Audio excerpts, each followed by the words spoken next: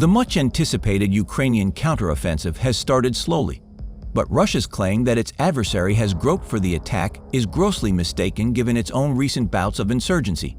Military strategists say. In the weeks leading up to Ukraine's massive push, much was made of the hefty gamble of the country's impending counterattack, which was officially launched 3 weeks ago.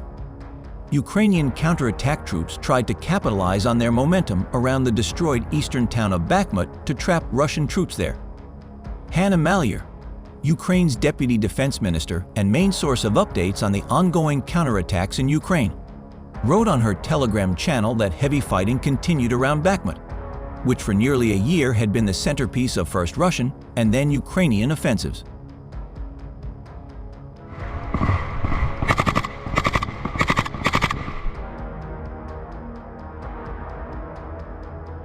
Video footage shows multiple HIMARS-type rocket launchers destroying the Russian invaders' 2C-1 Gvozdika 122mm self-propelled artillery system, BM-21 Grad multiple rocket launchers, and the Russian invaders' 2C-5 Hyacinth-S 152mm self-propelled artillery system with projectiles high-precision GMRLS. The press service of the 43rd Separate Artillery Brigade of the Armed Forces of Ukraine, named after Hetman Taras Tryasl, announced this on the official page of the social network Facebook, publishing a corresponding video. It was edited from footage taken by the brigade's unmanned aerial vehicles, whose operators found a fat target, transferred their precise geodetic coordinates to the HIMARS calculations, and recorded the result of their work: a direct hit from the first shot.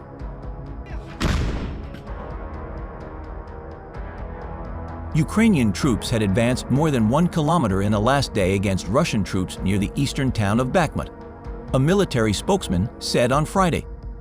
His comments are the latest by Kyiv to signal that the counteroffensive launched in early June is gradually making headway despite reports of Russian fighting in the Bakhmut sector differing from those of Ukraine. The defense forces are continuing to hold the initiative there, exerting pressure on the enemy, carrying out offensive operations, advancing along the northern and southern flanks. Reuters military spokesman Serhiy Cherevedy told Ukrainian television. In particular, over the past few days, they have advanced more than a kilometer. In another video, soldiers of the Ukrainian armed forces destroy a 2S-7M Pion 203mm self-propelled artillery installation and 3 BM-21 Grad rocket launchers in firing positions with high-precision GMRLS projectiles from the HIMARS rocket launcher system. However, the credits on the video show that the first Grad was not hit by HIMARS, and indeed, the first projectile exploded nearby and became the second blow. Apparently, it was from an artillery barrage.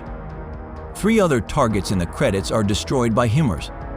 In addition, the last 2 Grad were fired by a single GMRLS projectile. They were standing very close to each other, and therefore both caught fire after one approach.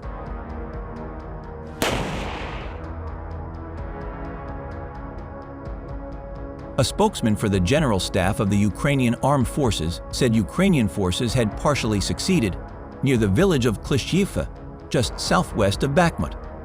Russia still holds Bakhmut, but both sides say fighting in the area is intense, with Ukrainian troops hoping to encircle the town. The hottest part of the Eastern Front was around the cities of Lyman and Bakhmut in Donetsk. Ukrainian troops gradually advanced on the city's southern and northern flanks over the course of more than a month, even while surrendering the city center to advancing Russian troops after months of costly fighting. A few days ago, the Ukrainian artillery successfully engaged a platoon of Russian invader tanks. A corresponding video appears on the internet. It shows a collapsed tank, next to which is a shell that is hit. The third tank ahead continues to move. It can be assumed that he also flew, but this video does not show it. It should be noted that the attack on the tank was accompanied by the flight of Russian tankers from it to a very significant height. He flew several tens of meters and fell to the ground.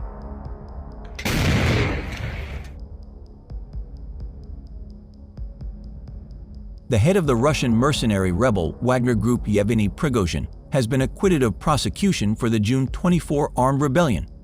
and it remains unclear whether anyone will face any charges in the aborted rebellion against military leaders or in the deaths of soldiers killed in it. Questions have been raised during his stay in Russia after the uprising and whether Putin will come after him for the betrayal. Sources suggest he had been granted political immunity while he was living in St. Petersburg following his return from exile in Belarus. The General Staff of the Ukrainian Armed Forces reported on July 7 that Russia had lost 232,810 soldiers in Ukraine since the start of the full-scale invasion on February 24 last year. This number includes the 510 casualties suffered by Russian forces over the past few days.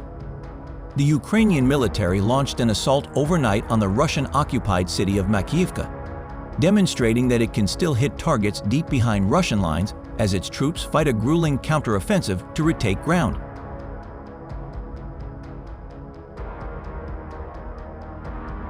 Following the failed Wagner leaders' uprising, President Vladimir Putin appears to be trying hard to protect his government by rewarding loyalty among Russia's elite and showering security forces with cash.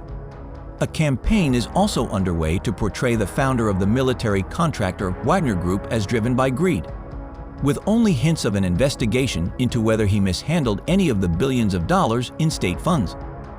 Until last week, the Kremlin had never acknowledged funding the company, a private mercenary group that is technically illegal in Russia. But President Vladimir Putin revealed that the state paid Wagner nearly $1 billion in just 1 year, while Prigozhin's other companies earn nearly the same revenue from government contracts.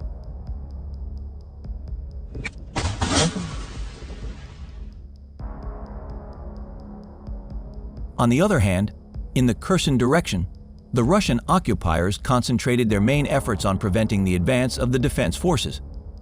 The enemy carried out airstrikes in the Zmievka, Dak, and Kamyshin districts. He shelled more than 30 settlements with artillery.